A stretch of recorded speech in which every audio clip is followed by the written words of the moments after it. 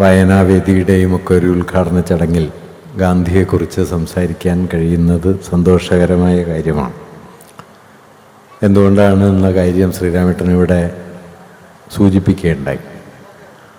പൊതുവെ നമ്മുടെ നാട്ടുജീവിതം, നമ്മുടെ സാമൂഹ്യ ജീവിതം പലതരത്തിലുള്ള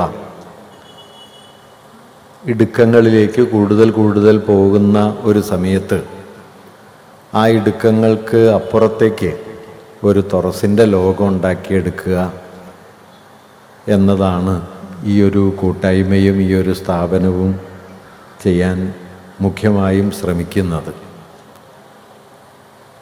അത് കേവലം പുസ്തകം വായിക്കുക എന്നതിനപ്പുറം മനുഷ്യർ തമ്മിലുള്ള ഒത്തുചേർച്ചയുടെയും സൗഹൃദങ്ങളുടെയും പങ്കുവയ്ക്കലുകളുടെയും ഒക്കെ ഒരു വലിയ വേദിയായി മാറിത്തീരുക എന്ന വലിയ ലക്ഷ്യത്തോടെയാണ് ആസൂത്രണം ചെയ്തിട്ടുള്ളത്. ഇവിടെ സൂചിപ്പിച്ചതുപോലെ വലിയ പരിശ്രമങ്ങളോടെ പലതരത്തിലുള്ള സംഘാടന പ്രയാസങ്ങളോടെ ഇവിടെ വരെ ഈ സംവിധാനം സ്ഥാപനം എത്തിച്ചേർന്നു. ഇന്നതിൻ്റെ ഔപചാരിക ഉദ്ഘാടനം ബഹുമാനപ്പെട്ട MLA ഇവിടെ നിർവഹിക്കുകയുണ്ടായി. ഇത് തുടർന്നും കുറേ കൂടി ഊർജ്ജസ്വലമായി കൂടുതൽ പുസ്തകങ്ങളും കൂടുതൽ ചർച്ചാവേദികളും കൂടുതൽ ആലോചനകളും ഒക്കെ നടക്കുന്ന ഈ നാടിൻ്റെ ഏറ്റവും ജനകീയമായ ഒരു സ്ഥാപനമായി ഇത് മാറിത്തീരട്ടെ എന്ന ആഗ്രഹം ഏറ്റവും ആദ്യമേ തന്നെ പങ്കുവയ്ക്കുന്നു. ഇതിനായി പ്രവർത്തിച്ച, ഇതിന് ധനസമാഹരണം നടത്താനും ഇത്രയും വലിയ ഒരു കോമ്പൗണ്ട് ഇതിനു വേണ്ടി കണ്ടെത്താനും ഒക്കെ വലിയ തോതിലുള്ള അധ്വാനവും ശ്രമവും ആവശ്യമുണ്ട് എന്ന് ഞാൻ പറയാതെ തന്നെ നിങ്ങൾക്കറിയാം. അതിനായി മുന്നിട്ടിറങ്ങിയ എല്ലാ മനുഷ്യരെയും ഹൃദയപൂർവ്വം അഭിവാദനം ചെയ്യാൻ കൂടി ഞാൻ ഈ സന്ദർഭം ഉപയോഗിക്കുന്നു. അതൊരു നാടിനെ കൂടുതൽ ഊർജ്ജസ്വലമാക്കാനുള്ള, അതിനെ മുന്നോട്ട് കൊണ്ടുപോകാനുള്ള ഏറ്റവും പ്രധാനപ്പെട്ട പ്രവൃത്തിയാണ് എന്ന് ഞാൻ കരുതുന്നു. അവർക്കെൻ്റെ ആശംസകൾ അർപ്പിക്കുകയും ചെയ്യുന്നു. ഇന്ന് ഒക്ടോബർ 2 ഗാന്ധി ജയന്തിയാണ്. ഗാന്ധിയുടെ ഓർമ്മയിൽ ഈ ഗ്രന്ഥാലയം ആരംഭിക്കണം എന്ന് തീരുമാനിച്ചതും ഉചിതമായി എന്ന് കരുതുന്നു. പുസ്തകങ്ങൾ ആത്യന്തികമായി നമുക്ക് നൽകുന്നത് മനസ്സിൻ്റെ ഒരു തുറസാണ് എന്ന് കരുതുന്ന ഒരാളാണ് ഞാൻ. പുസ്തകങ്ങൾ വിവരങ്ങൾ ശേഖരിച്ച കേന്ദ്രങ്ങളാണ്. പക്ഷേ പുസ്തകങ്ങൾ വായിച്ചു എന്നതുകൊണ്ട് മാത്രം വാസ്തവത്തിൽ അത് അത്രയൊന്നും വലുതാകുന്നില്ല എന്ന് ഇപ്പോഴിപ്പോൾ തോന്നാറുണ്ട്. പണ്ട് നാരായണ ഗുരുവിനെ കാണാൻ ഒരു വലിയ പണ്ഡിതൻ അദ്ദേഹത്തിൻ്റെ ശിവഗിരിയിലെ ആശ്രമത്തിൽ ചെല്ലുകയും, വലിയ പണ്ഡിതനാണ് അദ്ദേഹം, ഗുരുവുമായിട്ടുള്ള സംഭാഷണ മധ്യേ ജാതി ശരിയാണ് എന്നും ജാതി വിവേചനം ന്യായമാണ് എന്നും ദീർഘമായി സംസാരിക്കുകയും ചെയ്തു. ഗുരുവിന് പൊതുവിൽ ആളുകളോട് തർക്കിക്കുന്ന സമ്പ്രദായമില്ല. തർക്കം അദ്ദേഹത്തിന് ഇഷ്ടമുള്ളൊരു വഴിയും അല്ല. അതുകൊണ്ട് ഗുരു ഈ പണ്ഡിതൻ പറയുന്ന എല്ലാ കാര്യങ്ങളും ശ്രദ്ധാപൂർവം കേട്ടിരുന്നു. വളരെ ദീർഘനേരം അദ്ദേഹം ഈ വാദങ്ങളൊക്കെ ഗുരുവിനോട് അവതരിപ്പിച്ചതിന് ശേഷം അദ്ദേഹം മടങ്ങിയ സമയത്ത് ഗുരു തൻ്റെ ശിഷ്യന്മാരോട് പറഞ്ഞ ഒരു കാര്യം, ഈ പണ്ഡിതൻ്റെ പേര് പറഞ്ഞിട്ട് ഗുരു പറഞ്ഞു, അദ്ദേഹം ഈ പുസ്തകങ്ങൾ വെച്ച അലമാര പോലെയാണ് എന്ന് പറഞ്ഞു. പുസ്തകങ്ങൾ വെച്ച അലമാരയുടെ പ്രത്യേകത എന്താ വെച്ചാൽ, അലമാര നിറച്ച് പുസ്തകങ്ങളാണ്, പുസ്തകങ്ങൾ നിറയെ വിവരമാണ്. പക്ഷേ ഇതൊന്നും അലമാരയ്ക്ക് ബാധകമല്ല, ഇതൊന്നും അലമാരയെ തൊടില്ല. വാസ്തവത്തിൽ പുസ്തകങ്ങൾ ചെയ്യുന്ന ഒരു വലിയ കാര്യം എന്താണെന്ന് വെച്ചാൽ, ഇങ്ങനെ അറിവ് ശേഖരിച്ചു വെച്ച കുറേ സംഭരണികളായിട്ട് നിലകൊള്ളുന്നു എന്നതിനപ്പുറം പുസ്തകങ്ങൾ വാസ്തവത്തിൽ നമുക്ക് നൽകുന്ന ഏറ്റവും വലിയ സാധ്യത, അത് നമ്മെ മറ്റു മനുഷ്യരുടെ ജീവിതത്തിലേക്കും അതിൻ്റെ നാനാതരത്തിലുള്ള പ്രകാരങ്ങളിലേക്കും കൊണ്ടുപോകുന്നു എന്നതാണ്. വായനയെക്കുറിച്ചുള്ള ഏറ്റവും ഹൃദ്യമായ ഒരു നിരീക്ഷണം എന്താണെന്ന് വെച്ചാൽ, വായിക്കാത്ത ഒരാൾ ഒരു ജീവിതം മാത്രം ജീവിക്കുന്നു, വായിക്കുന്ന ഒരാൾ ഒരുപാട് ജീവിതങ്ങൾ ഒരുമിച്ച് ജീവിക്കുന്നു എന്നതാണ്. നിങ്ങളൊരു നോവൽ വായിക്കുമ്പോൾ, ഒരു കഥ വായിക്കുമ്പോൾ, മറ്റെന്തെങ്കിലും വായിക്കുമ്പോൾ ലോകത്തിൻ്റെ ഏതോ കോണിലെ ഏതോ കാലത്ത് ജീവിച്ച മനുഷ്യരിലേക്കും അവരുടെ അനുഭവങ്ങളിലേക്കും അതിൻ്റെ ആഹ്ലാദങ്ങളിലേക്കും വിഷാദങ്ങളിലേക്കും ഒക്കെ കടന്നു പോവുകയും അതിലൂടെ നമ്മുടെ ജീവിതം എന്നത് നമ്മുടെ ജീവിതത്തേക്കാൾ വലിപ്പമുള്ള ഒന്നായി തീരുകയും ചെയ്യുന്നു. ഇങ്ങനെ നമ്മെ നമ്മിൽ നിന്ന് മോചിപ്പിക്കുകയും നമ്മേക്കാൾ വലുതാക്കുകയും ചെയ്യാൻ സഹായിക്കുന്ന ഒരു കാര്യമായിട്ട് വായനയെ കാണുമ്പോഴാണ് വാസ്തവത്തിൽ വായന അതിൻ്റെ വലിയ ലക്ഷ്യങ്ങളിലേക്ക് എത്തുന്നത്. അത് പരീക്ഷയ്ക്ക് പഠിക്കാനുള്ള വിവരം ശേഖരിക്കലും അത് സമാഹരിച്ചു വെച്ച് പരീക്ഷ പാസ്സാവലും മാത്രമല്ല, ഇതിനപ്പുറത്തേക്ക് നിശ്ചയമായും അത് തെറ്റായൊരു കാര്യമാണെന്ന് ഞാൻ പറയല്ല. അതിനപ്പുറത്തേക്ക് നമുക്ക് കടന്നു പോകാനുള്ള വലിയൊരു വഴി വായനയിലുണ്ട്. ഒരർത്ഥത്തിൽ അതുകൂടി ഈ സംരംഭത്തിൻ്റെ പിന്നിലെ വലിയ താല്പര്യമാണ്. മനുഷ്യരൊത്തുചേരുന്നു, അവരുടെ ആഹ്ലാദങ്ങളും വിഷാദങ്ങളും അവരുടെ ആശകളും പ്രത്യാശകളും ഒക്കെ പങ്കുവയ്ക്കുന്നു. ഈ ലോകത്തെ എങ്ങനെയാണ് കുറെ കൂടി ആക്കാൻ പറ്റുക, നമ്മുടെയൊക്കെ ജീവിതത്തെ കുറെ കൂടി സുന്ദരാക്കാൻ എങ്ങനെയാണ് കഴിയുക എന്ന് ആലോചിക്കുന്നു. അതിനായി ഒരുമിച്ച് ശ്രമിക്കാം എന്ന് തീരുമാനിക്കുന്നു. അങ്ങനെയുള്ളൊരു വലിയ ദൗത്യവും വായനയും തമ്മിൽ ഒരു ഹൃദയബന്ധമുണ്ട് എന്നാണ് ഞാൻ പറയാൻ ശ്രമിക്കുന്ന ഒരു കാര്യം. അത് നമ്മെ കുറെ കൂടി വിപുലമായ മാനുഷികതയുടെ ഉടമകളാക്കി മാറ്റാൻ ശ്രമിക്കുന്നു. അങ്ങനെ ഈ ഇന്ത്യയിലെ ഒരുപക്ഷെ ലോകത്തെ തന്നെ മനുഷ്യരെ ആകമാനം കുറെ കൂടി വലിയ മാനുഷികതയുടെ ഉടമകളാക്കി മാറ്റാൻ നിരന്തരം പരിശ്രമിച്ച് മിക്കവാറും അതിൽ പരാജയപ്പെട്ടു പോയ ഒരാളുടെ പേരാണ് ഗാന്ധി എന്നത്. അദ്ദേഹം അതിൽ വിജയിച്ചു എന്നൊന്നും പറഞ്ഞുകൂടാ. ഗാന്ധി ജീവിച്ചിരുന്ന കാലത്ത് 1947 ഒക്ടോബർ 2 അദ്ദേഹത്തിൻ്റെ അവസാനത്തെ ജന്മദിനാഘോഷം. ഗാന്ധി സെപ്റ്റംബർ 9 കൽക്കട്ടയിൽ നിന്ന് ഡൽഹിയിലേക്ക് മടങ്ങിയെത്തുന്നത്. സ്വാതന്ത്ര്യപ്രാപ്തിയുടെ സമയത്ത് ഗാന്ധി കൽക്കട്ടയിലാണ്. കൽക്കട്ട കലാപത്തിൻ്റെ പിടിയിലാണ്. കൽക്കട്ടയെ വർഗീയ കലാപത്തിൽ നിന്ന് രക്ഷിക്കുന്നതിന് വേണ്ടി കൽക്കട്ടയിലും ബംഗ്ലാദേശിൻ്റെ ഉൾപ്രദേശങ്ങളിലും നവഖാലിയിലും ബീഹാറിലുമൊക്കെ ഗാന്ധി കാൽനടയായി സഞ്ചരിക്കുന്നുണ്ട്. 47 ഓഗസ്റ്റ് 15 ഗാന്ധി കൽക്കട്ടയ്ക്ക് കുറച്ചപ്പുറം ബേലിയാഘട്ട് എന്നു പേരായ ഒരു സ്ഥലത്ത്, ഒരു മുസ്ലിം ഭൂരിപക്ഷ പ്രദേശമാണ്, കലാപകലുഷിതമായ പ്രദേശമായിരുന്നു. അവിടെ ഗാന്ധി ഇടിഞ്ഞു പൊളിഞ്ഞു കിടക്കുന്ന ആൾപ്പാർപ്പില്ലാത്ത ഒരു ഹൈദരി മൻസിൽ എന്നു പേരായ ഒരു വീട്ടിൽ ആണ് അദ്ദേഹം താമസിച്ചിരുന്നത്. ഓഗസ്റ്റ് 15 രാത്രി കൽക്കട്ട ശാന്തമായിരുന്നു. പൊതുവെ അന്ന് ആഹ്ലാദം നിറഞ്ഞ അന്തരീക്ഷമായിരുന്നു. ഗാന്ധിക്ക് ജയ് വിളിച്ച് ധാരാളം ആളുകൾ ഗാന്ധി താമസിക്കുന്ന വീടിന് മുന്നിലൂടെയൊക്കെ പോവുകയുണ്ടായി. അദ്ദേഹം അതെല്ലാം സന്തോഷപൂർവ്വം കണ്ടു നിൽക്കുകയും കൽക്കട്ട ശാന്തതയിലേക്ക് മടങ്ങുകയും ചെയ്യുന്നു എന്ന് പ്രതീക്ഷിക്കുകയും ചെയ്തു. എങ്കിലും 47 ഓഗസ്റ്റ് 31 രാത്രി ഗാന്ധി താമസിച്ചിരുന്ന വീട് ആക്രമിക്കപ്പെട്ടു. ധാരാളം ആളുകൾ അദ്ദേഹത്തിൻ്റെ വീടിന് ചുറ്റും തടിച്ചുകൂടുകയും അദ്ദേഹത്തിൻ്റെ വീടിന് നേരെ കല്ലെറിയുകയും പുറത്തേക്ക് വന്ന ഗാന്ധിക്ക് നേരെയും വടിയും കല്ലും വലിച്ചെറിയുകയും അദ്ദേഹത്തിൻ്റെ ചെവിയുടെ തൊട്ടടുത്തുകൂടെ ഒരു ഇഷ്ടിക കഷ്ണം പാഞ്ഞു പോവുകയും ചെയ്തു.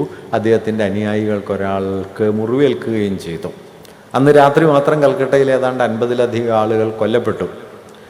കലാപം വീണ്ടും പൊട്ടിപ്പുറപ്പെട്ടു എന്നറിഞ്ഞ ഗാന്ധി 47 സെപ്റ്റംബർ 1 നിരാഹാര സത്യാഗ്രഹം ആരംഭിച്ചു. ആ നിരാഹാരം 4 ദിവസം നീണ്ടു നിന്നു. 72 മണിക്കൂർ നീണ്ട നിരാഹാരം കൊണ്ടാണ് ഗാന്ധി കൽക്കട്ടയെ സമാധാനത്തിലേക്ക് തിരിച്ചു കൊണ്ടുവന്നത്. അത് ചരിത്രത്തിൽ വലിയ പേര് കേട്ടൊരു നിരാഹാരമായിരുന്നു. കൽക്കട്ട മിറാക്കിൾ എന്നാണ് അത് അറിയപ്പെട്ടത്. രാജഗോപാലാചാരി പിൽക്കാലത്ത് അതേക്കുറിച്ച് എഴുതിയ കാര്യം, ഗാന്ധി തൻ്റെ ജീവിതത്തിൽ ധാരാളം അത്ഭുതങ്ങൾ പ്രവർത്തിച്ചിട്ടുണ്ട്. നിരക്ഷരായ കോടാനുകോടി മനുഷ്യരെ സംഘടിപ്പിച്ച് സമരമുഖത്ത് അണിനിരത്തുന്നതുൾപ്പെടെ ഈ രാജ്യത്തിൻ്റെ സ്വാതന്ത്ര്യത്തിലേക്ക് കോടിക്കണക്കിന് മനുഷ്യരെ കോർത്തിണക്കിയതുൾപ്പെടെ അദ്ദേഹത്തിൻ്റെ ജീവിതത്തിൽ അദ്ദേഹം അത്ഭുതകരമായി പലതും ചെയ്തിട്ടുണ്ട്. പക്ഷേ തമ്മിൽ കൊല്ലാൻ വാളോങ്ങി നിന്ന 10,000-കണക്കിനോ ലക്ഷക്കണക്കിനോ മനുഷ്യരെ തൻ്റെ നിരാഹാരം കൊണ്ട് ശാന്തരാക്കാൻ, സമാധാനത്തിലേക്ക് ഒരു രാജ്യത്തെ മടക്കിക്കൊണ്ടുവരാൻ കഴിഞ്ഞു എന്നതാണ് അദ്ദേഹത്തിൻ്റെ ജീവിതത്തിലെ ഏറ്റവും വലിയ അത്ഭുതം എന്ന് രാജഗോപാലാചാരി പിന്നീട് അതേക്കുറിച്ച് എഴുതുകയുണ്ടായി. അന്ന് മൗണ്ട് ബാറ്റനാണ് ഇന്ത്യയുടെ ഗവർണർ ജനറൽ. മൗണ്ട് ബാറ്റൻ ഗാന്ധിക്ക് പിന്നീട് കത്തെഴുതുന്നുണ്ട്. പഞ്ചാബിൽ ഞങ്ങൾക്ക് 60,000 സൈനികരും ആയിരക്കണക്കിന് ആളുകളുടെ മൃതദേഹങ്ങളുമാണ് ഉണ്ടായിരുന്നത്. കൽക്കട്ടയിൽ ഞങ്ങളുടെ സൈന്യത്തിൽ ഒരാൾ മാത്രമേ ഉണ്ടായിരുന്നുള്ളൂ. മഹാത്മാവേ, അങ്ങേക്ക് നന്ദി എന്ന് മൗണ്ട് ബാറ്റൻ ഗാന്ധിക്ക് പിന്നീട് കത്തെഴുതുകയും ചെയ്യുന്നുണ്ട്. 47 സെപ്റ്റംബർ 4 കലാപം അവസാനിച്ചു. സെപ്റ്റംബർ 7 ഗാന്ധി ഡൽഹിയിലേക്ക് വന്നു. 9 പുലർച്ചെയാണ് അദ്ദേഹം ഡൽഹിയിലെത്തുന്നത്. ഡൽഹിയിൽ അദ്ദേഹത്തെ സ്വീകരിക്കാൻ സർദാർ പട്ടേലുണ്ട്. രാജ്കുമാരി അമൃത് കൗറുണ്ട്, ധാരാളം പേർ അദ്ദേഹത്തെ സ്വീകരിക്കാൻ വരുന്നുണ്ട്. ഡൽഹി അപ്പോഴേക്കും കലാപത്തിൻ്റെ പിടിയിലായിരുന്നു. ഗാന്ധിയെ സ്വീകരിക്കാനെത്തിയ പട്ടേലിനെ കുറിച്ച് പിന്നീട് ഗാന്ധി എഴുതിയത്, സർദാർ എപ്പോഴും തലയുയർത്തിയാണ് നടക്കുക, പക്ഷെ അന്ന് സർദാർ തലതാഴ്ത്തിയാണ് നടന്നിരുന്നത് എന്നാണ്. ഗാന്ധി ഡൽഹിയിൽ എപ്പോഴും താമസിച്ചിരുന്നത് അവിടുത്തെ ഭംഗികളുടെ കോളനിയിലാണ്, തോട്ടി കോളനിയിലാണ്. സ്ഥിരമായി സ്കാവഞ്ചേഴ്സ് എന്ന് പറയുന്ന മലവും വിസർജ്യവും ഒക്കെ വാരി വൃത്തിയാക്കുന്ന ആളുകളുടെ കോളനിയിലാണ് ഗാന്ധി ഡൽഹിയിലെത്തിയാൽ താമസിച്ചിരുന്നത്. അന്ന് പക്ഷേ അദ്ദേഹത്തിന് അവിടെ താമസിക്കാൻ കഴിഞ്ഞില്ല. പാകിസ്ഥാനിൽ നിന്ന് അഭയാർത്ഥികളായി എത്തിയ മനുഷ്യർ, ലക്ഷക്കണക്കിന് മനുഷ്യർ, അവർ ഡൽഹിയിൽ എല്ലായിടവും നിറഞ്ഞിരുന്നു. ഭംഗി കോളനിയെല്ലാം അവരുടെ താവളമായി കഴിഞ്ഞിരുന്നു. അതുകൊണ്ട് ഗാന്ധിയുടെ സുരക്ഷയോ മറ്റോ ഉറപ്പാക്കാൻ ഒരു നിവൃത്തിയുമില്ലാത്തത് കൊണ്ട് ബിർള ഹൗസിലാണ് ഗാന്ധിയുടെ വാസം ഒരുക്കിയിരുന്നത്.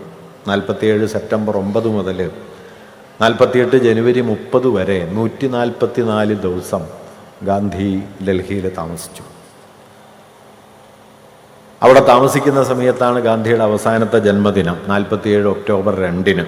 പുലർച്ചെ മുതൽ അദ്ദേഹത്തെ കാണാനായി ധാരാളം പേർ വന്നു, ധാരാളം പേർ ആശംസകൾ നേർന്നു. ഗാന്ധി പക്ഷെ വളരെ ദുഃഖിതനായിരുന്നു. ഗാന്ധിയുടെ പ്രസിദ്ധമായ ഒരു ആഗ്രഹമുണ്ട്, തനിക്ക് 125 വയസ്സുവരെ ജീവിക്കണം എന്നായിരുന്നു ഗാന്ധിയുടെ പ്രസിദ്ധമായ ആഗ്രഹം. അന്ന് വൈകുന്നേരത്തെ പ്രാർത്ഥനായോഗത്തിൽ ഗാന്ധി സംസാരിച്ചു തുടങ്ങിയത്, ജീവിച്ചിരിക്കുന്നതിൽ ഞാൻ ലജ്ജിക്കുന്നു എന്നാണ്. 47 ഒക്ടോബർ 2 വൈകുന്നേരം ഏതാണ്ട് ഇതേ സമയം ബിർള ഹൗസിൻ്റെ പിന്നിലെ പുൽമൈതാനത്തിൽ പ്രാർത്ഥനായോഗത്തിൽ 5 മണി കഴിയുമ്പോൾ ഗാന്ധി സംസാരിച്ചു തുടങ്ങുന്നു. 76 കൊല്ലം മുമ്പ്, ജീവിച്ചിരിക്കുന്നതിൽ ഞാൻ ലജ്ജിക്കുന്നു. അദ്ദേഹം പറഞ്ഞു, എനിക്ക് ധാരാളം അഭിനന്ദനങ്ങൾ കിട്ടുകയുണ്ടായി, വാസ്തവത്തിൽ അനുശോചനങ്ങളാണ് എനിക്ക് നൽകേണ്ടത്. അങ്ങനെ താനൊരു പരാജയപ്പെട്ട മനുഷ്യനാണ് എന്ന് അദ്ദേഹത്തിന് അപ്പോഴേക്കും തോന്നിയിരുന്നു. അക്കാലത്ത് പ്രാർത്ഥനായോഗങ്ങളിൽ ഗാന്ധി നിരന്തരം ആലപിച്ചുകൊണ്ടിരുന്നത് ടാഗോറിൻ്റെ പ്രസിദ്ധമായ ഒരു കവിതയുടെ ഭാഗമാണ്, ഏക്കലെ ചലോരെ, ഒറ്റയ്ക്ക് നടക്കുക, നിങ്ങൾ പറയുന്നത് ആരും കേൾക്കുന്നില്ലെങ്കിൽ ഒറ്റയ്ക്ക് നടക്കുക. ഒറ്റയ്ക്ക് നടക്കാനുള്ള അസാമാന്യമായൊരു ധൈര്യം കൊണ്ടാണ് ഗാന്ധി തൻ്റെ അവസാനകാല ദിവസങ്ങളെ വലുതാക്കിയത്. വാസ്തവത്തിൽ ഗാന്ധിയുടെ അവസാനത്തെ 2-3 വർഷങ്ങൾ അദ്ദേഹം എന്താണ് ചെയ്തത് എന്ന് നാം ഇപ്പോഴും വേണ്ട പോലെ മനസ്സിലാക്കിയിട്ടില്ല. ഇന്ത്യയിലെ പ്രമുഖനായ സാമൂഹ്യ ശാസ്ത്രജ്ഞനായ ആശീഷ് നന്ദി ഗാന്ധിയുടെ പലതരം ജീവിതങ്ങളെക്കുറിച്ച് പറയുന്നുണ്ടെങ്കിൽ അല്ലെങ്കിൽ നമ്മൾ മനസ്സിലാക്കുന്ന പലതരം ഗാന്ധി സങ്കല്പങ്ങളെക്കുറിച്ച് പറയുന്നുണ്ട്. അദ്ദേഹം പറയുന്നത് 4 തരം ഗാന്ധിമാരെ നമുക്കറിയാം. ഒന്ന്, ഭരണകൂടം നോട്ടുകളിലും അല്ലെങ്കിൽ ഔപചാരികമായ ആഘോഷങ്ങളിലും ഒക്കെ കൊണ്ടു നടക്കുന്നൊരു ഗാന്ധി, 500 രൂപ നോട്ടിൻ്റെ ചിത്രമായിട്ടും ഒക്ടോബർ 2 ജനുവരി 30 ഒക്കെ ഓർമ്മിക്കപ്പെടുന്ന ഒരു പേരായിട്ടുമൊക്കെ ഗാന്ധി നമ്മുടെ കൂടെ ഉണ്ട്. മറ്റൊന്ന്, ഗാന്ധിയന്മാർ ആചരിക്കുന്ന, അവരുടെ ഒരു ദൈവത്തെ പോലെ കൊണ്ടു നടക്കുന്ന ഒരു ഗാന്ധിയുണ്ട്. മൂന്നാമത്, ദേശീയ പ്രസ്ഥാനത്തിൽ കോടാനുകോടി മനുഷ്യരെ കൂട്ടിയിണക്കിയ സമരനായകനായ ഒരു ഗാന്ധിയെ കുറേയൊക്കെ നമുക്കറിയാം. നാലാമത്, ഇന്ത്യയിലെ ഗ്രാമജീവിതത്തെ പുനരുജ്ജീവിപ്പിക്കാൻ ശ്രമിച്ച് ഗ്രാമീണ ജീവിതത്തിൻ്റെ കീഴ്ത്തട്ടിൽ നിന്ന് ഇന്ത്യയിലെ കോടിക്കണക്കിന് മനുഷ്യരുടെ ഊർജത്തെ കണ്ടെടുക്കാൻ ശ്രമിച്ച മറ്റൊരു ഗാന്ധിയെയും നമുക്കറിയാം. എന്നിങ്ങനെ അദ്ദേഹം 3-4 തരം ഗാന്ധിമാരെക്കുറിച്ച് പറയുന്നുണ്ട്. ഞാൻ കരുതുന്നത് മറ്റൊരു ഗാന്ധിയെക്കുറിച്ച് കൂടി നമുക്ക് നിശ്ചയമായിട്ടും ഓർക്കാവുന്നതാണ്. ഗോപികൃഷ്ണൻ അതേക്കുറിച്ച് എപ്പോഴും പറയാറുണ്ട്, അവസാനത്തെ 3 കൊല്ലങ്ങളിലെ ഗാന്ധി എന്നത്. അത് ഇന്ത്യയിൽ ആരും പ്രതീക്ഷിക്കാത്തൊരു മഹാവിപത്ത് ഇന്ത്യയെ വലയം ചെയ്യുന്നു എന്ന് തിരിച്ചറിഞ്ഞത് മുതൽ അതിനെ ചെറുക്കാൻ മിക്കവാറും ഒറ്റയ്ക്ക് മുഴുവൻ ആളുകളുടെയും എതിർപ്പ് നേരിട്ടുകൊണ്ട് നിലക്കൊണ്ട നിർഭീകനായൊരു ഗാന്ധിയാണ്. അങ്ങനെ ഒരാളെ നാം അതിനു മുമ്പ് കണ്ടിട്ടില്ല. ഗാന്ധി എന്ന പേരിന് ഇന്ന് ഒരുപാട് വലിപ്പമുണ്ടെങ്കിലും 47 സെപ്റ്റംബർ 9 ഡൽഹിയിൽ വന്നതിന് ശേഷം 48 ജനുവരി 30 വധിക്കപ്പെടുന്നത് വരെയുള്ള ഗാന്ധിയുടെ പ്രാർത്ഥനായോഗങ്ങളിൽ ഏറെ ആളുകളൊന്നുമില്ല. അക്കാലത്ത് ഇൻ്റലിജൻസ് റിപ്പോർട്ടുകൾ പലപ്പോഴും പറയുന്നത് പല ദിവസങ്ങളിലും 40-50 ആളുകൾ മാത്രമാണ് ഗാന്ധിയുടെ പ്രാർത്ഥനായോഗങ്ങളിൽ പങ്കെടുത്തിരുന്നത് എന്നാണ്. ഗാന്ധി അങ്ങേയറ്റം അപ്രിയമായ ഒരു പേരായി കഴിഞ്ഞിരുന്നു. തങ്ങളുടെ എല്ലാ ദുരിതങ്ങൾക്കും കാരണക്കാരൻ ഗാന്ധിയാണെന്ന് കരുതുന്ന, അത് പ്രചരിപ്പിക്കുന്ന വർഗീയവാദികൾ ഇന്ത്യയിൽ അതിശക്തമായി ഉയർന്നു വന്നിരുന്നു. ഗാന്ധി താമസിച്ചിരുന്ന ബിർള ഹൗസിന് മുന്നിലൂടെ ഗാന്ധി കോ മർനാദോ, ഗാന്ധിയെ മരിക്കാൻ വിടൂ എന്ന മുദ്രാവാക്യം വിളിച്ചുകൊണ്ട് ധാരാളം പേർ നിരന്തരം ജാഥകൾ നടത്തിയിരുന്നു. ഗാന്ധി അതെല്ലാം കേൾക്കുന്നുണ്ടായിരുന്നു. ആ കേൾവിയുടെ നടുവിൽ നിന്ന് അദ്ദേഹം ഡൽഹിയിലെ കലാപബാധിത പ്രദേശങ്ങളിലേക്ക് പോകുന്നു. അദ്ദേഹം മനുഷ്യരുമായി സംസാരിക്കുന്നു. അവർ തനിക്കെതിരെ ചൊരിയുന്ന അസഭ്യങ്ങളും ശകാരവർഷങ്ങളും ഒക്കെ കേൾക്കുന്നു. അങ്ങനെ നിരന്തരമായി കലാപത്തിൻ്റെ നടുവിലൂടെ സഞ്ചരിച്ചാണ് 140 ദിവസം കൊണ്ട് ഒരു നിലയ്ക്ക് ഗാന്ധി ഇന്ത്യയെ തിരിച്ചു പിടിക്കുന്നത്. ഡൽഹിയിൽ കലാപം ഒതുങ്ങുന്നു എന്ന് കരുതുന്ന സമയത്താണ് ഡൽഹി വീണ്ടും കലാപത്തിൻ്റെ പിടിയിൽ ചെന്ന് വീഴുന്നത്.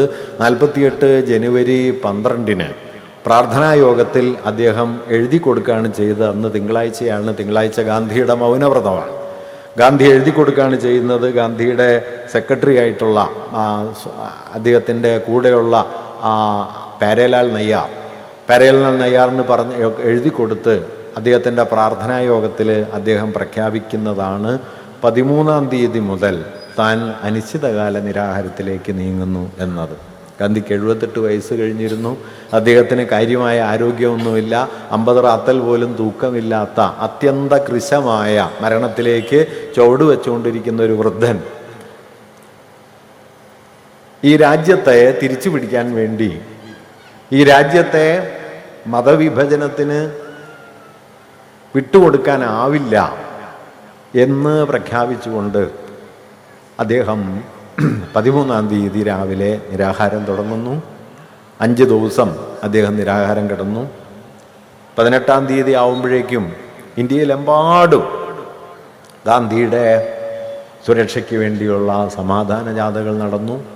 100-ലധികം സംഘടനകൾ, ഹിന്ദു മഹാസഭയും RSSഉം മുസ്ലിം ലീഗും അടക്കമുള്ള സംഘടനകൾ ചേർന്ന് തയ്യാറാക്കിയ വലിയൊരു ഹർജി തങ്ങൾ ഇന്ത്യയുടെ മതസൗഹൃദം സംരക്ഷിക്കാൻ സമ്പൂർണമായി ശ്രമിക്കും എന്ന് പ്രതിജ്ഞ ചെയ്യുന്ന ഒരു വലിയ മെമ്മോറാണ്ടം തയ്യാറാക്കി അത് ഗാന്ധിക്ക് സമർപ്പിച്ചതിനെ തുടർന്നാണ് ഡൽഹി ശാന്തമായി കഴിഞ്ഞു എന്ന് മുസ്ലിം ലീഗിൻ്റെ നേതാവായ സുഹ്രവർദിയും ഹിന്ദു മഹാസഭയുടെ അന്നത്തെ നേതാക്കളും RSS നേതാക്കളുമൊക്കെ ഗാന്ധിയെ കണ്ട് ബോധ്യപ്പെടുത്തിയതിനെ തുടർന്നാണ് ജനുവരി 18 അദ്ദേഹം മൗലാന അബ്ദുൽ കലാം ആസാദിൽ നിന്ന് നാരങ്ങനീര് വാങ്ങിക്കുടിച്ച് നിരാഹാരം അവസാനിപ്പിച്ചത്. വാസ്തവത്തിൽ ഇന്ത്യയെ രക്ഷിക്കാനുള്ള ഗാന്ധിയുടെ അവസാനത്തെ ശ്രമം ആയിരുന്നു അത്. കലാപം ഒതുങ്ങിയെന്നൊന്നും പറയുവാൻ പറ്റുമായിരുന്നില്ല. എങ്കിലും ഡൽഹിയിൽ പടർന്നു പിടിച്ച തീ ഗാന്ധി തൻ്റെ നിരാഹാരം കൊണ്ട് കെടുത്തി. പിന്നീട് 12 ദിവസം കൂടി അദ്ദേഹം ജീവിച്ചിരുന്നു. അതിൽ 2-ാമത്തെ ദിവസം 48 ജനുവരി 20 ഗാന്ധിയുടെ പ്രാർത്ഥനാ യോഗത്തിൽ ബോംബെറിയുന്നുണ്ട്. മദൻലാൽ പഹ്വ എന്നു പേരായ ലാഹോറിൽ നിന്നെത്തിയ അഭയാർത്ഥിയായ ഒരു പഞ്ചാബി നാഥുറാം വിനായക് ഗോഡ്സെയും നാരായണ ആപ്തെയും എല്ലാം ചേർന്ന സംഘം ഗാന്ധിയുടെ പ്രാർത്ഥനാ യോഗത്തിൽ ബോംബെറിയുന്നുണ്ട്. ആ ബോംബ് പക്ഷേ ഗാന്ധിയെ വധിക്കുന്നതിൽ വിജയിച്ചില്ല. ഗാന്ധിയുടെ പിന്നാമ്പുറത്ത് നിന്ന് ഗാന്ധിക്ക് നേരെ നിറയൊഴിക്കാനായി ചുമതലപ്പെടുത്തിയിരുന്ന ദിഗംബർ ബഡ്ഗയ്ക്ക് ആ നിമിഷങ്ങളിൽ അത് ചെയ്യാൻ പറ്റാത്തത് കൊണ്ട് പഹ്വയുടെ ബോംബ് പിന്നിൽ പൊട്ടിത്തീർന്നു എന്നല്ലാതെ പ്രത്യേകിച്ച് അപകടങ്ങളൊന്നും ഉണ്ടായില്ല. മരുന്ന് തന്ന തൻ്റെ സഹായിയോട് ഗാന്ധി പറഞ്ഞത്, ഞാൻ രോഗബാധിതനായിട്ടാണ് മരിക്കുന്നതെങ്കിൽ ഞാനൊരു കപട മഹാത്മാവായിരുന്നു എന്ന് നീ ലോകത്തോട് പറയണം. അങ്ങനെ പറയുമ്പോൾ ലോകം നിന്നെ പഴിച്ചേക്കും, ആക്ഷേപിച്ചേക്കും. പക്ഷേ ഞാനൊരു കപട മഹാത്മാവായിരുന്നു. അദ്ദേഹത്തിൻ്റെ വാക്കുകളാണ് ഫാൾസ് മഹാത്മാ, ഒരു കപട മഹാത്മാവായിരുന്നു എന്ന് പറയണം. മറിച്ച് കഴിഞ്ഞ ആഴ്ചയിൽ എന്ന പോലെ ആരെങ്കിലും എനിക്ക് നേരെ ബോംബെറിയുകയോ ആരെങ്കിലും എൻ്റെ നെഞ്ചിലേക്ക് വെടിയുണ്ടകൾ ഉതിർക്കുകയോ ചെയ്യുകയും ഒരു ഞരക്കം പോലും ഇല്ലാതെ ചുണ്ടിൽ ദൈവനാമത്തോടെ ഞാനത് ഏറ്റുവാങ്ങുകയും ചെയ്യുകയാണെങ്കിൽ ഞാൻ യഥാർത്ഥ മഹാത്മാവായിരുന്നു എന്ന് നീ ലോകത്തോട് പറയണം. ഇത് 29-ാം തീയതി രാത്രിയാണ് ഗാന്ധി പറയുന്നത്. പിന്നീട് അദ്ദേഹം ഏതാണ്ട് ഒരു 18 മണിക്കൂറുകളാണ് ജീവിച്ചത്. ഞാനിത് പറയാൻ കാരണം എന്താണെന്ന് വെച്ച് കഴിഞ്ഞാൽ, ഗാന്ധി അവസാനം പറയുന്ന വാക്യമുണ്ട്, ഞാനൊരു യഥാർത്ഥ മഹാത്മാവായിരുന്നു എന്ന് ലോകത്തോട് പറയണം താൻ വധിക്കപ്പെട്ടാൽ എന്നതിന് ശേഷം അദ്ദേഹം കൂട്ടിച്ചേർക്കുന്ന ഒരു വാക്യം ഇതാണ്, that will benefit the Indian people.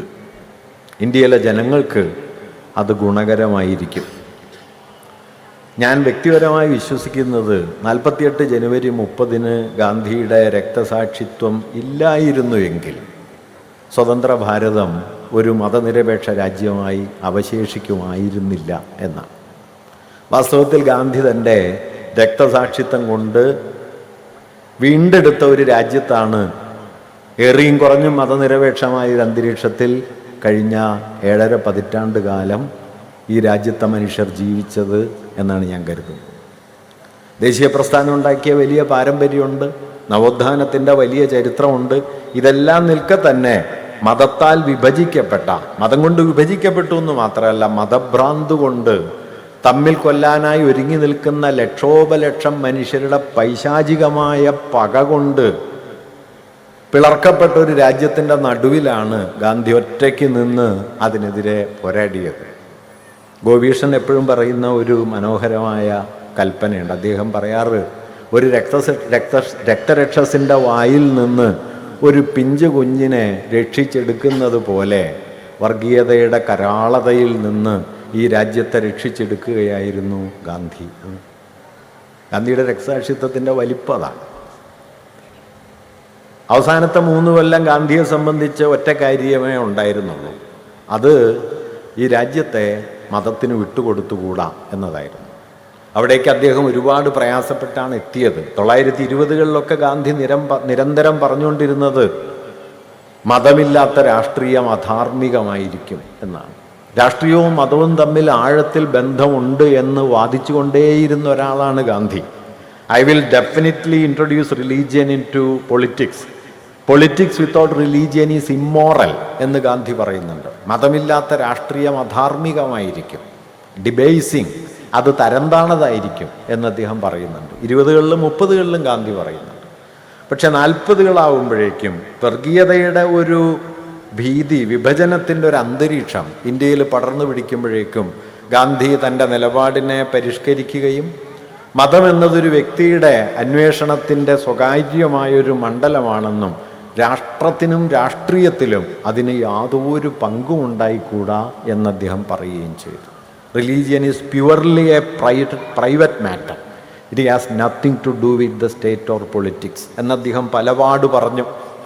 അങ്ങനെ തന്നെ തിരുത്തിക്കൊണ്ടാണ്, തൻ്റെ ബോധ്യങ്ങളെ തന്നെ നവീകരിച്ചുകൊണ്ടാണ് മതം രാഷ്ട്രീയത്തിൻ്റെ ധാർമ്മിക അടിസ്ഥാനമാകണം എന്നിടത്ത് നിന്ന് മതം രാഷ്ട്രീയത്തിലും രാഷ്ട്ര ശരീരത്തിലും ഒരു പങ്കും വഹിച്ചുകൂടാത്ത ഒന്നായിരിക്കണം എന്നിടത്തേക്ക് അദ്ദേഹം എത്തുകയും അത് തത്വം പറഞ്ഞു നിൽക്കുകയല്ല, ആ ഒരു മൂല്യത്തെ സാക്ഷാത്കരിക്കാൻ ഇന്ത്യയിൽ മറ്റൊരാൾക്കും കഴിയാത്ത മട്ടിൽ, മറ്റൊരാളും ആലോചിച്ചിട്ട് പോലുമില്ലാത്ത മട്ടിൽ പ്രവർത്തിക്കുകയും അന്തിമമായി തൻ്റെ ആ പ്രവൃത്തിയുടെ പരമോത്കൃഷ്ടമായ ഒരു സ്ഥാനത്തെന്ന പോലെ അദ്ദേഹം വധിക്കപ്പെടുകയും ചെയ്തത്. ഗാന്ധിയുടെ മരണം ഒരുപക്ഷെ ഗാന്ധിയുടെ ജീവിതത്തെക്കാൾ എത്രയോ വലിപ്പമുള്ള മരണമാണ് എന്നിന്ന് തിരിഞ്ഞു നോക്കിയാൽ നമുക്ക് കാണാൻ പറ്റും. കാരണം ജീവിതം കൊണ്ട് അദ്ദേഹം സാമ്രാജ്യത്വത്തിനെതിരായ വലിയൊരു സമരമുഖം തുറക്കുകയാണ് ചെയ്തതെങ്കിൽ മരണം കൊണ്ട് ഈ രാജ്യത്തെ വിഴുങ്ങുമായിരുന്ന വർഗീയതയുടെ ഇരുട്ടിൽ നിന്ന്, അതിൻ്റെ രക്തച്ചൊരിച്ചിലിൽ നിന്ന് എന്നേക്കുമായൊരു മതരാഷ്ട്രമായി പോകാൻ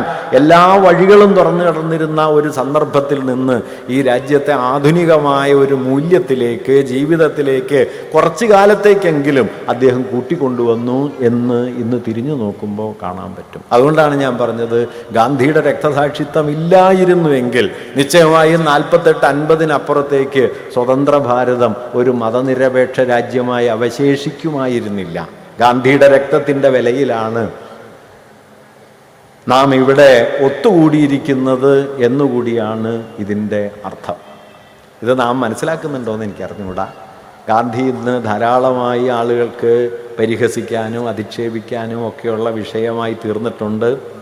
ഗാന്ധിയെ കൊലപ്പെടുത്തിയ ഗോഡ്സെയുടെ അയാളെ തൂക്കിക്കൊന്ന ദിവസം ബലിദാന ദിവസമായി ആചരിക്കാനും അന്ന് ഗാന്ധിയുടെ കോലമുണ്ടാക്കി അതിലേക്ക് നിറയൊഴിച്ച് ചോര ഒഴുകുന്ന സമയത്ത് ഗോഡ്സേക്ക് മുദ്രാവാക്യം വിളിക്കാനും തയ്യാറായ പതിനായിരക്കണക്കിനോ ലക്ഷക്കണക്കിനോ ആളുകളുള്ളൊരു രാജ്യത്താണ് ഇന്ന് നമ്മൾ ജീവിക്കുന്നത്.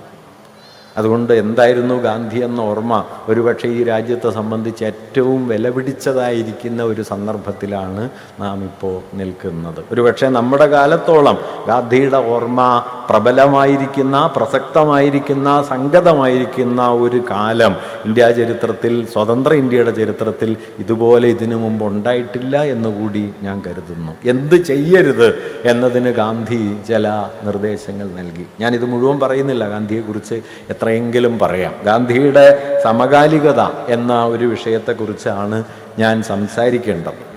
വാസ്തവത്തിൽ 76 കൊല്ലം മുമ്പ് വധിക്കപ്പെട്ട, 155 കൊല്ലം മുമ്പ് ജനിച്ച് 76 കൊല്ലം മുമ്പ് വധിക്കപ്പെട്ട ഒരാളെക്കുറിച്ച് സമകാലികത എന്ന് പറയുന്നതിൽ എന്താണ് അർത്ഥം എന്നാലോചിക്കാവുന്നതാണ്. സമകാലികത എന്നത് നമ്മുടെ കാലമാണ്. നമ്മുടെ കാലത്തോട് ഗാന്ധി എന്ത് പറയുന്നുണ്ട് എന്നത് ഒരർത്ഥത്തിൽ വളരെ പ്രധാനപ്പെട്ട കാര്യമാണ്. ഞാനത് എത്രയെങ്കിലും വിശദീകരിക്കാൻ പറ്റുന്നൊരു കാര്യമാണ്. 3 കാര്യങ്ങൾ മാത്രമേ ഞാൻ പറയുന്നുള്ളൂ. ഒന്ന്, ഗാന്ധി ഇന്ത്യയുടെ ഭരണഘടന ഉണ്ടാക്കുന്ന സമയത്ത്, ഭരണഘടനാ അസംബ്ലിക്ക് വേണ്ടി ഉള്ള ശ്രമം നടക്കുന്ന സമയത്ത് ഭരണഘടനാ അസംബ്ലിക്ക് വേണ്ടി തെരഞ്ഞെടുപ്പ് നടത്തി അതിൽ അംഗങ്ങളെ തീരുമാനിക്കണം എന്ന നിർദ്ദേശം വന്നിരുന്നുവെങ്കിലും വിപുലമായൊരു തെരഞ്ഞെടുപ്പ് ഇന്ത്യ ഒട്ടാകെ നടത്തി ഭരണഘടനാ അസംബ്ലി രൂപീകരിക്കുക എന്നുള്ളത് പൊടുന്നനെ സാധ്യമല്ലാത്തത് കൊണ്ട് തൊട്ട് മുമ്പേ നടന്ന പ്രവിശ്യ അസംബ്ലി തെരഞ്ഞെടുപ്പിൽ ജയിച്ചവർ ചേർന്ന് ഭരണഘടനാ അസംബ്ലിയിലേക്ക് അംഗങ്ങളെ തിരഞ്ഞെടുക്കുക എന്നൊരു പ്രായോഗിക നിർദ്ദേശമാണ് സ്വീകരിക്കപ്പെട്ടത്.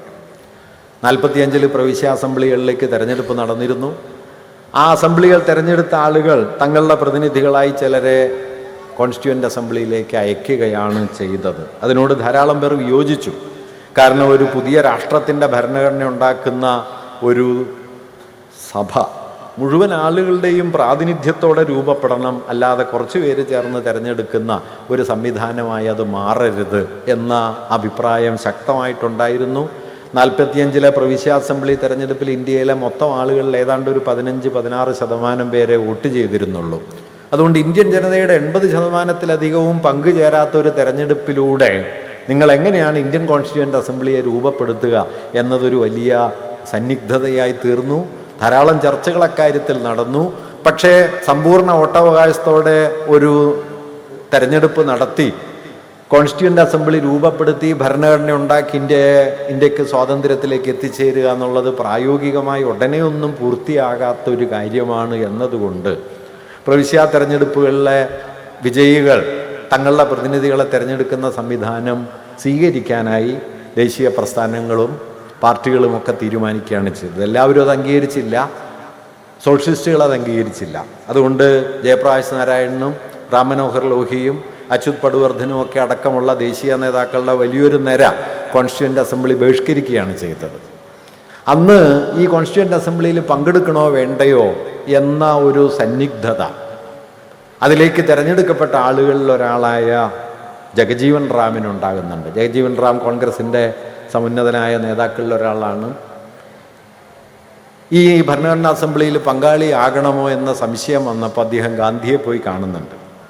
ഗാന്ധി ഇതിനെയും ഒരു സത്യാന്വേഷണ പരീക്ഷണമായി കാണണമെന്ന് അദ്ദേഹത്തോട് പറയുകയും അതിൽ പങ്കുചേർന്ന് ആകാവുന്നത്ര ഒരു സാധ്യത കണ്ടെത്താൻ ശ്രമിക്കണമെന്ന് ഉപദേശിക്കുകയും ചെയ്തു.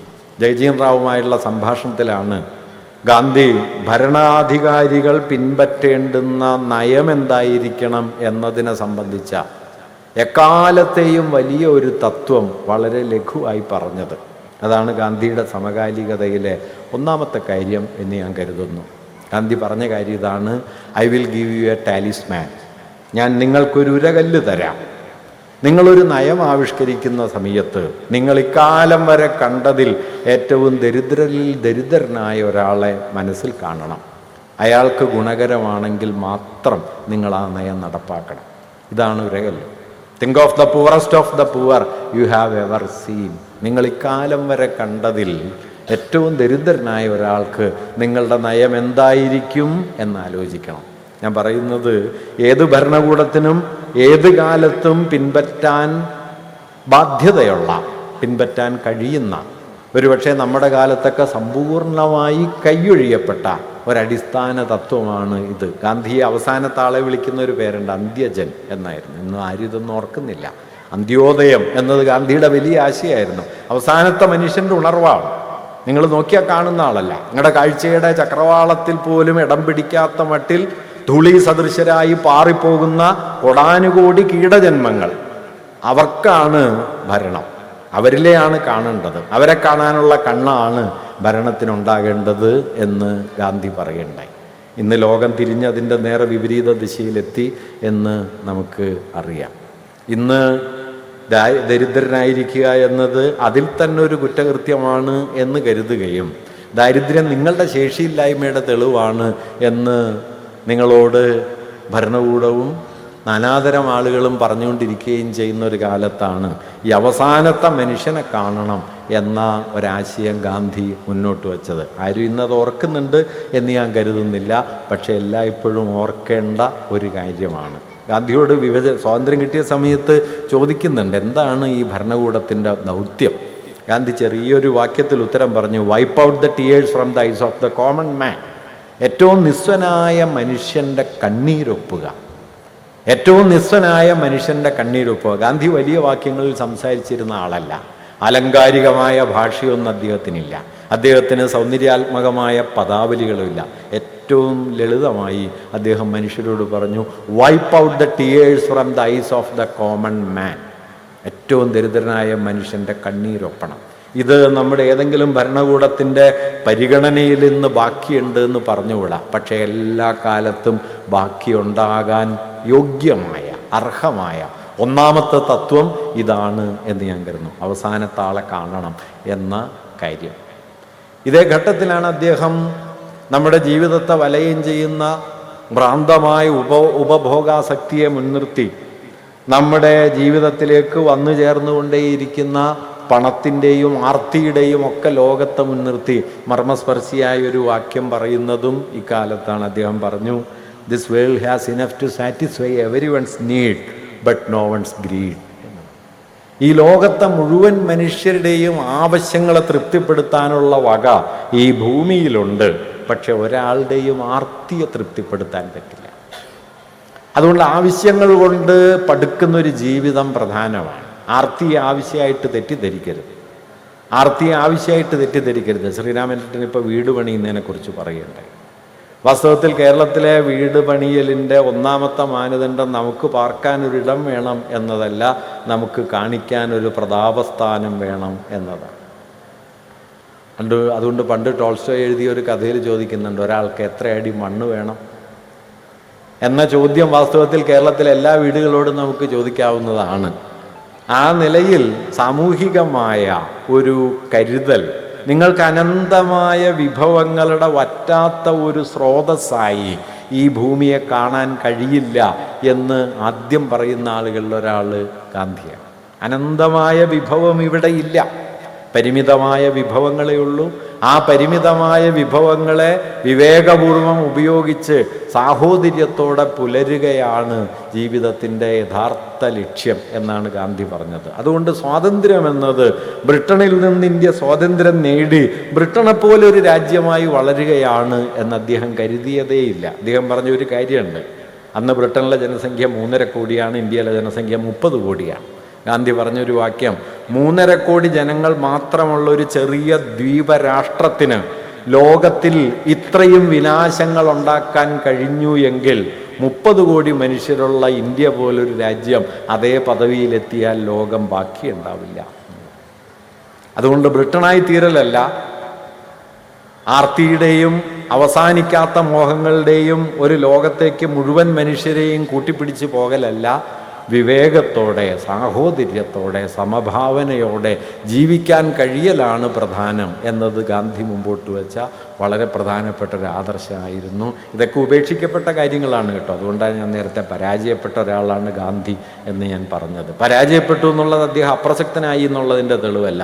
പല വിജയികളെക്കാളും മനുഷ്യവംശത്തിന് പ്രാധാന്യമുള്ളത് പരാജിതർക്ക് തന്നെയാണ് എന്നുകൂടി കാണണം.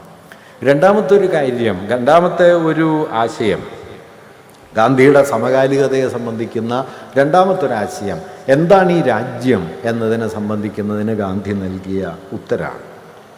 ഈ രാജ്യം എന്ന് പറയുന്നത് 19-ാം നൂറ്റാണ്ട് അവസാനം ദേശീയ പ്രസ്ഥാനം ഇന്ത്യയിൽ വികസിച്ചു എന്ന് 1920-കൾ വരെ ഇന്ത്യൻ ദേശീയ പ്രസ്ഥാനത്തിൻ്റെ ദേശീയതയുടെ ആധാരശിലയായി പ്രവർത്തിച്ചത് മതമാണ്. അത് ബാലഗംഗാധര തിലകനാകട്ടെ, അരവിന്ദ ഘോഷാകട്ടെ, ലാലാ ലജ്പത് റായ് ആകട്ടെ, ബിപിൻ ചന്ദ്രപാലാകട്ടെ, സ്വദേശി പ്രസ്ഥാനത്തിൻ്റെ നാനാതരം നേതാക്കളാകട്ടെ, ഇവരൊക്കെ ബ്രിട്ടനെതിരായ ഇന്ത്യയുടെ സമരമുഖത്തിൻ്റെ ശക്തി സ്രോതസ്സും പ്രഭവവുമായി കണ്ടത് മതത്തെയാണ്. മതാത്മകമായ ഒരു പാരമ്പര്യത്തിൽ നിന്ന് ദേശീയതയെ ഭാവന ചെയ്ത ഒരു വഴി ഇന്ത്യൻ ദേശീയ പ്രസ്ഥാനത്തിനുള്ളിൽ അതിശക്തമായിട്ടുണ്ടായിരുന്നു. ഗാന്ധിയുടെ കാലത്തും അത് തീർത്തും ഇല്ലാതായി എന്ന് നമുക്ക് പറഞ്ഞുകൂടാ. പുരുഷോത്തം ദാസ് ടണ്ടനുണ്ട്, അല്ലെങ്കിൽ മദൻ മോഹന മാളവിയുണ്ട്, ഒരളവ് വരെ പട്ടേലുണ്ട്, ഇവരിലൊക്കെ ഈ അംശം ഉണ്ടായിരുന്നു. പക്ഷേ മതം മാത്രം മാനദണ്ഡമായ ദേശീയതയുടെ ഒരു സങ്കല്പത്തിൽ അടിസ്ഥാനപരമായി വലിയൊരു വഴിത്തിരിവ് രൂപപ്പെടുന്നത് 1920-കളോടെയാണ്. 1915 ജനുവരി 9-നാണ് ഗാന്ധി ബോംബെയിൽ കപ്പലിറങ്ങുന്നത്. 1869 ജനിച്ച് 1889 ബ്രിട്ടനിലേക്ക് പോയി 3 കൊല്ലക്കാലം അവിടെ പഠിച്ച് 91 മടങ്ങി വന്ന് 92 അവസാനം ദക്ഷിണാഫ്രിക്കയിൽ പോയി. പിന്നെ ഏതാണ്ട് 1/4 നൂറ്റാണ്ട് കഴിഞ്ഞിട്ടാണ് ഗാന്ധി ഇന്ത്യയിലേക്ക് മടങ്ങി വരുന്നത്. അപ്പോൾ ഗാന്ധിക്ക് 45 വയസ്സ് കഴിഞ്ഞു. അപ്പോഴാണ് ഗാന്ധി ഇന്ത്യയിൽ മടങ്ങിയെത്തുന്നത്. 3 കൊല്ലക്കാലം അദ്ദേഹം ഇന്ത്യ മുഴുവൻ നടന്നു കണ്ടു. 1921 സെപ്റ്റംബർ 22-ന് ഗാന്ധി നിർണായകമായ ഒരു തീരുമാനം എടുക്കുന്നുണ്ട്. അദ്ദേഹം ഇനി മുതൽ മേൽവസ്ത്രം ധരിക്കുന്നില്ല എന്ന് തീരുമാനിച്ചു. മദ്രാസിൽ നിന്ന് മധുരയിലേക്ക് യാത്ര ചെയ്യുന്ന സമയത്ത് വഴിവക്കത്ത് കണ്ട അർദ്ധനഗ്നരായ ഗ്രാമീണ കർഷകരുടെ യാതന നിറഞ്ഞ ശരീരം കണ്ടതോടെയാണ് ഗാന്ധി ആ തീരുമാനത്തിലെത്തിയത്. ഇനി മുതൽ വസ്ത്രം ധരിക്കുന്നില്ല. അദ്ദേഹം ഒരു കോമാളിയാണ് എന്ന് അന്ന് ധാരാളമായി ചിത്രീകരിക്കപ്പെട്ടു. അദ്ദേഹം 6 മാസക്കാലം ഈ വസ്ത്രം പരീക്ഷിച്ചു നോക്കാമെന്ന് പ്രഖ്യാപിച്ചാണ് തുടങ്ങിയത്. പക്ഷെ 48 ജനുവരി 30-ന് കൊല്ലപ്പെടുന്നത് വരെ പിന്നെ ഗാന്ധി ഒറ്റമുണ്ടും ഒരു മേൽമുണ്ടുമല്ലാതെ, ചില സന്ദർഭങ്ങളിൽ മേൽമുണ്ടുമല്ലാതെ മറ്റൊരു വസ്ത്രവും ധരിച്ചില്ല. ബ്രിട്ടീഷ് രാജാവിനെ കാണുന്ന സമയത്തും, ജോർജ് 5-നെ അദ്ദേഹം ബക്കിംഗ്ഹാം പാലസിൽ പോയി കാണുന്നുണ്ട്, അപ്പോഴും ഗാന്ധി ഒറ്റമുണ്ട് മാത്രം കൊടുത്തു. അതേക്കുറിച്ചുള്ളൊരു കഥ ഗാന്ധിയോട് ആരോ ചോദിച്ചു അത്രേ, വേണ്ടത്ര വസ്ത്രം ധരിച്ചിട്ടുണ്ട് എന്ന് അങ്ങ് കരുതുന്നുണ്ടോ എന്ന് ചോദിച്ചു. അപ്പോൾ ഗാന്ധി പറഞ്ഞു, ഒരുപാട് പേർക്ക് വേണ്ടത് രാജാവ് ധരിക്കുന്നുണ്ടല്ലോ എന്ന് പറഞ്ഞു. എന്നാണ് അങ്ങനെ. എന്തായാലും അങ്ങനെ 1921 സെപ്റ്റംബർ 22-ന് ഗാന്ധി മേൽവസ്ത്രം ഉപേക്ഷിക്കുന്നു. 1917 ഗാന്ധി നവഖാലി ഇവിടെ ചമ്പാരനിലെത്തി. ബീഹാറിലെ ചമ്പാരനിൽ ചെന്ന് ഗാന്ധി ഒരു സമരത്തിന് തുടക്കം കുറിച്ചു. ആ സമരത്തിൽ ഉയർന്ന മുദ്രാവാക്യം ബ്രിട്ടീഷുകാർ ഇന്ത്യ വിടുക എന്നും ഇന്ത്യക്ക് സ്വാതന്ത്ര്യം കിട്ടണം എന്നൊന്നുമല്ല. ഇന്ത്യയുടെ ചരിത്രത്തിൽ അതുവരെ ഉന്നയിക്കപ്പെട്ടിട്ടില്ലാത്ത ഒരു മുദ്രാവാക്യം ഗാന്ധി ആ സമരത്തിൽ ഉയർത്തിക്കൊണ്ടുവന്നു. ആ സമരം ഇതായിരുന്നു: ചമ്പാരനിലെ കർഷകർക്ക് അവരുടെ വിളവിന് വില കിട്ടണം. ഇന്ത്യൻ സ്വാതന്ത്ര്യ സമര ചരിത്രത്തിൽ ആദ്യമായിട്ടാണ് കർഷകർ, ഗ്രാമീണർ, തൊഴിലാളികൾ, അവരുടെ അധ്വാനം, അതിനുള്ള മൂല്യം എന്നെല്ലാമുള്ള ആശയങ്ങൾ ഉന്നയിക്കപ്പെട്ടു തുടങ്ങിയത്. അതുവരെ മതം കൊണ്ടും ജാതി കൊണ്ടും പാരമ്പര്യ ബോധം കൊണ്ടും ഒക്കെ നിർണയിക്കപ്പെട്ട സ്വാതന്ത്ര്യ സങ്കല്പം, പഴശ്ശിരാജാവോ അല്ലെങ്കിൽ ഝാൻസി റാണിയോ വേലുത്തമ്പിയോ അതുപോലുള്ള മധ്യകാല പോരാളികളോ അല്ലെങ്കിൽ മതാത്മകതയാൽ പ്രചോദിപ്പിക്കപ്പെട്ട പുതിയ കാലത്തെ നേതാക്കളോ ഒക്കെ ഉന്നയിച്ചതിൽ നിന്ന് വ്യത്യസ്തമായി എന്താണ് ഇന്ത്യ എന്ന ചോദ്യത്തിന് ഗാന്ധി ഒരു പുതിയ ഉത്തരം എഴുതാൻ തുടങ്ങി. അത് ഇന്ത്യയിലെ അതിസാധാരണരായ മനുഷ്യരാണ്, അത് ഇന്ത്യയിലെ കർഷകരാണ്, ഇന്ത്യയിലെ തൊഴിലാളികളാണ്, ഇന്ത്യയിലെ കോടാനുകോടി ഗ്രാമീണരാണ്, ഇന്ത്യയിലെ വ്യത്യസ്ത മതങ്ങളിലും ജാതികളിലും പെട്ട മനുഷ്യരാണ്. അതുകൊണ്ടൊരു കർഷകൻ എന്ന് പറയുമ്പോൾ ഉണ്ടാകുന്ന മാറ്റം അത് ജാതിക്ക് കുറുകെ പോകും, അത് ഭാഷയ്ക്കും ദേശത്തിനും മതത്തിനും കുറുകെ പോകും. അത് ഉൽപ്പാദിപ്പിക്കുന്ന അതിസാധാരണരായ മനുഷ്യരുടെ ഒരു മഹാസമുച്ചയമായി തീരും. കർഷകരെക്കുറിച്ച്, തൊഴിലാളികളെക്കുറിച്ച്, ഗ്രാമീണരെക്കുറിച്ച് ഗാന്ധി പറയാൻ തുടങ്ങുകയും ദേശത്തിൻ്റെ ഉള്ളടക്കം അതുവരെ മതം കൊണ്ടോ മറ്റു പലതുകൊണ്ടുമോ ആണ് നിർവചിക്കപ്പെട്ടതെങ്കിൽ അതിന് കുറുകെ നീങ്ങുന്ന മതനിരപേക്ഷമായ മനുഷ്യവംശത്തിൻ്റെ ഒരു ഐക്യത്തെ ഇന്ത്യൻ ദേശീയതയുടെ അടിപ്പടവാക്കി മാറ്റുന്ന പ്രവർത്തനം ആരംഭിച്ചത് ഈ 1917 ചമ്പാരൻ സത്യാഗ്രഹം മുതലാണ്. പിന്നീട് 1/4 നൂറ്റാണ്ട് കൊണ്ട് മതത്തെ പതിയെ പതിയെ പിന്നോട്ട് തള്ളി മതാതീതമായൊരു സാഹോദര്യത്തെയും അതിനെ മുൻനിർത്തിക്കൊണ്ടുള്ള ഒരു ദേശീയതാ സങ്കല്പത്തെയും ഇന്ത്യൻ ദേശീയ പ്രസ്ഥാനത്തിന് ഉയർത്തിക്കൊണ്ടുവരാൻ കഴിഞ്ഞു. സംശയരഹിതമായും അത് ഗാന്ധി ഒറ്റക്കൊരാൾ ചെയ്തു എന്ന് ഞാൻ പറയല്ല. ധാരാളം വഴികളുണ്ട്. സോഷ്യലിസ്റ്റുകളുണ്ട്, കമ്മ്യൂണിസ്റ്റുകളുണ്ട്, കർഷക പ്രസ്ഥാനമുണ്ട്, നാനാതരം പാരമ്പര്യങ്ങളിൽപ്പെട്ടവർ ഇതിൽ ചേരുന്നുണ്ട്. പക്ഷേ അതെല്ലാം ഉള്ളപ്പോഴും സംശയരഹിതമായി അതിനെ കൂട്ടിയിണക്കുന്നതിൻ്റെ കേന്ദ്രമായി നിലകൊണ്ടത് ഗാന്ധിയായിരുന്നു. അത് ഇന്ത്യയിലെ സാധാരണ മനുഷ്യരാണ് ഇന്ത്യ. അതല്ലാതെ പ്രഭുക്കന്മാരല്ല, രാജാക്കന്മാരല്ല, മതപാരമ്പര്യങ്ങളല്ല എന്ന് പറയുന്നുണ്ടായി. അതുകൊണ്ട് ഇന്ത്യ എന്ന ഒരു ആശയത്തെ ഇന്നിപ്പോൾ നമ്മൾ എപ്പോഴും പറയും ഇന്ത്യ ആസ് ആൻ ഐഡിയ. അതൊരു ഭൂപ്രദേശമല്ല, ആ ഭൂപ്രദേശത്തിൻ്റെ അതിർത്തിയല്ല, അതിൽ കഴിയുന്ന മനുഷ്യരാണ്. ആരാണ് ഈ മനുഷ്യർ? അവർ ഇന്ത്യയിലെ ഏറ്റവും നിസ്വരായ സാധാരണ മനുഷ്യരാണ്. അങ്ങനെ ഇന്ത്യൻ ദേശീയത എന്നതിനെ മതാതീതമായ ഒരു ജനകീയ അടിസ്ഥാനത്തിലേക്ക് എത്തിക്കുന്നതിൻ്റെ കേന്ദ്രമായി ഗാന്ധി നിലകൊണ്ടു എന്നത് ഇന്ന് ഗാന്ധിയുടെ സമകാലികതയുടെ ഏറ്റവും പ്രധാനപ്പെട്ട അടിസ്ഥാനങ്ങളിൽ ഒന്നാണ് എന്ന് ഞാൻ കരുതുന്നു. കാരണം ഈ രാജ്യം മതപരമായി നിർവചിക്കാവുന്ന ഒന്നാണ് എന്ന തരത്തിലുള്ള ആശയാവലികൾ വലിയ തോതിൽ വരുന്നു. ഭരണഘടനാ അസംബ്ലി വിഭജനത്തിൻ്റെ സമയത്ത് പോലും പൗരത്വത്തെ നിർവചിക്കുന്ന സമയത്ത് മതം അതിലൊരു മാനദണ്ഡമായിരുന്നില്ല. ഇന്ന് ഇന്ത്യയിലെ പൗരത്വത്തിൻ്റെ മാനദണ്ഡങ്ങളിൽ മതമുണ്ട്. ഈ രാഷ്ട്രത്തിൻ്റെ ചരിത്രം ഏതെങ്കിലും ഒരു മതത്തിന് അവകാശപ്പെട്ടതാണ് എന്ന് ദേശീയ പ്രസ്ഥാനം കരുതിയതേയില്ല. ഇന്ന് ആ വാദഗതികളുണ്ട്. അങ്ങനെ മതം കൊണ്ട് വെട്ടിമുറിക്കാവുന്ന ഒരു ജനസഞ്ചയത്തെ ഓരോ ദിവസവും നമുക്ക് മുന്നിലേക്ക് ദേശീയതയുടെ പേരിൽ, രാജ്യപാരമ്പര്യത്തിൻ്റെ പേരിൽ ഉയർത്തിക്കൊണ്ടുവരുന്ന സമയത്ത് ഇന്ത്യ ആസ് ആൻ ഐഡിയ എന്ന നിലയ്ക്ക് കോടാനുകോടി മനുഷ്യരുടെ ഐക്യബോധത്തെ ഗാന്ധി ഈ രാഷ്ട്രത്തിൻ്റെ അടിത്തറയാക്കി എന്നത് വളരെ പ്രധാനപ്പെട്ട ഒരു സമകാലിക മൂല്യമാണ് എന്ന് ഞാൻ കരുതുന്നു. ഒരുപക്ഷെ ആ മൂല്യത്തെ ഇല്ലാതാക്കാനുള്ള, ആ മൂല്യത്തെ എന്നേക്കുമായി തേച്ചുമാച്ച് കളയാനുള്ള ആസൂത്രിതമായ ശ്രമങ്ങൾ അനുദിനം അരങ്ങേറുമ്പോൾ നാം ഇത് ഓർത്തുകൊണ്ടേയിരിക്കണം എന്നുകൂടി ഞാൻ കരുതുന്നു. അത്രത്തോളം സമകാലികത വാസ്തവത്തിൽ ഇന്ത്യൻ രാഷ്ട്രത്തിൻ്റെ ചരിത്രത്തിൽ മറ്റേതെങ്കിലും ഒരാശയത്തിനില്ല എന്നും ഞാൻ കരുതുന്നു. മൂന്നാമത്തെ ഒരു കാര്യം അതുകൂടി പറഞ്ഞ് ഞാൻ അവസാനിപ്പിക്കാം. ഗാന്ധിയുടെ സമകാലികതയെ ഏറ്റവും പ്രസക്തമാക്കുന്ന ഒരു കാര്യം എന്താണ് മതം എന്നത്. ഇന്ത്യയിലെ മനുഷ്യരിൽ മഹാഭൂരിപക്ഷം മനുഷ്യരും മതവിശ്വാസികളാണ്. മതത്തിൻ്റെ പല പ്രകാരങ്ങളിൽ ജീവിക്കുന്നവരാണ്. ഗാന്ധി ഒരു മതവിശ്വാസിയായി. പക്ഷെ എന്താണ് മതം എന്നതിന് ഗാന്ധിക്ക് വലിയൊരു ഉത്തരവുണ്ടായിരുന്നു. ആ ഉത്തരം ലോകത്തിലേക്ക് മുഴുവൻ നന്മ ചൊരിയാൻ നമ്മെ പ്രേരിപ്പിക്കുന്ന മട്ടിൽ, ലോകത്തോട് കാരുണ്യപൂർണ്ണം ഇടപെടാൻ നമ്മെ പ്രേരിപ്പിക്കുന്ന മട്ടിൽ, നമുക്ക് കൈവന്ന അവകാശാധികാരങ്ങളും നമുക്ക് കൈവന്ന അന്തസ്സും ലോകത്തെ അവസാനത്തെ മനുഷ്യനും കൈവരണമെന്ന് ആഗ്രഹിക്കാൻ നമ്മെ പ്രേരിപ്പിക്കുന്ന മട്ടിൽ നമ്മിൽ പ്രവർത്തിക്കുന്ന ഒരു നീതിബോധമായിട്ടാണ്, ഒരു ധാർമ്മിക ശക്തിയായിട്ടാണ് ഗാന്ധി മതത്തെ കണ്ടത്. അതല്ലാതെ അതൊരാചാരമായിരുന്നില്ല. അദ്ദേഹം അമ്പലങ്ങളിൽ ഒരിക്കലും പോയില്ല. വൈക്കം സത്യാഗ്രഹ സമയത്ത് അദ്ദേഹം ഇവിടെയുണ്ട്. ഇന്ത്യയിലുടനീളം അദ്ദേഹം സഞ്ചരിക്കുന്നുണ്ട്. അദ്ദേഹം ക്ഷേത്രങ്ങളിൽ സഞ്ചരിച്ചിട്ടില്ല. ക്ഷേത്രങ്ങളിലൊന്നുമല്ല മതം പ്രവർത്തിക്കുന്നത് എന്നുള്ള കാര്യത്തിൽ ഗാന്ധിക്ക് സംശയം ഉണ്ടായിരുന്നില്ല. ഗാന്ധി കരുതിയൊരു കാര്യം, മതമെന്നത് അത് മുമ്പോട്ട് വയ്ക്കുന്ന ആഴമേറിയൊരു ധാർമ്മിക ശക്തിയാണ്. ആ ധാർമ്മിക ശക്തിയുടെ ബലം എന്നത് സാഹോദര്യ ഭാവന കൊണ്ട് ഉണ്ടാക്കിയെടുക്കേണ്ടതാണ് എന്ന് അദ്ദേഹം കരുതി. അതുകൊണ്ട് ഞാൻ നേരത്തെ പറഞ്ഞതുപോലെ മതമെന്നത് രാഷ്ട്രീയത്തിൻ്റെ ആധാരമാകണം എന്ന് പറഞ്ഞു തുടങ്ങിയ ഗാന്ധി 40കളുടെ അവസാനമാകുമ്പോഴേക്കും 46 ഒരു പുരോഹിതനുമായി നടത്തിയ സംഭാഷണത്തിൽ ഗാന്ധി പറയുന്ന ഒരു വാക്യം, ഞാൻ ഒരു ദിവസത്തേക്ക് ഈ രാജ്യത്തിൻ്റെ പരമാധികാരിയായി മാറുകയാണെങ്കിൽ ഞാൻ ചെയ്യുന്ന ഒന്നാമത്തെ കാര്യം രാഷ്ട്രീയത്തെയും മതത്തെയും സമ്പൂർണമായി വേർപെടുത്തുക എന്നതായിരിക്കും.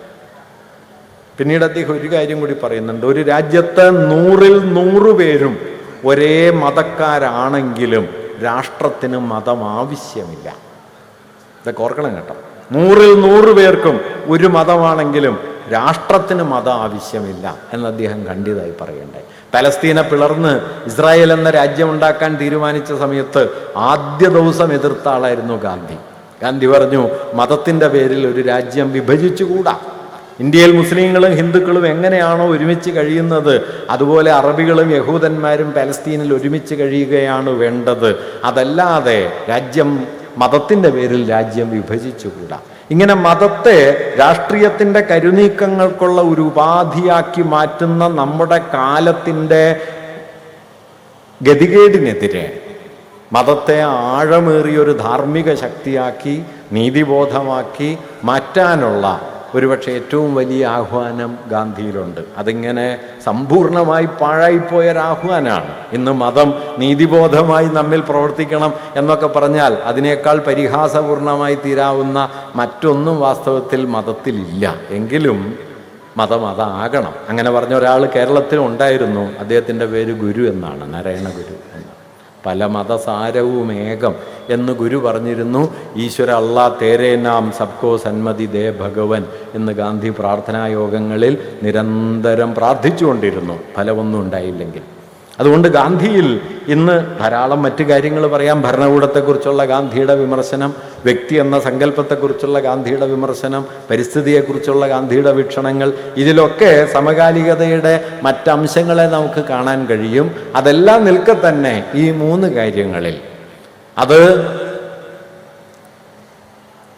ദേശീയ പാരമ്പര്യത്തെ, ദേശത്തെ മതപരമായി വിഭാവനം ചെയ്യുന്നതിനെതിരെ, മതത്തെ അന്യമത വിദ്വേഷവും അപര നിന്ദയും അപര വിദ്വേഷവുമാക്കി മാറ്റുന്നതിനെതിരെ, ഒപ്പം തന്നെ ധനാസക്തവും ആർത്തി നിറഞ്ഞതുമായ ജീവിത മൂല്യങ്ങൾക്കെതിരെ, ഭരണകൂടത്തിൻ്റെ അന്തിമമായ ശരി, താല്പര്യം അവസാനത്തെ മനുഷ്യനെ കാണുന്നതാണ്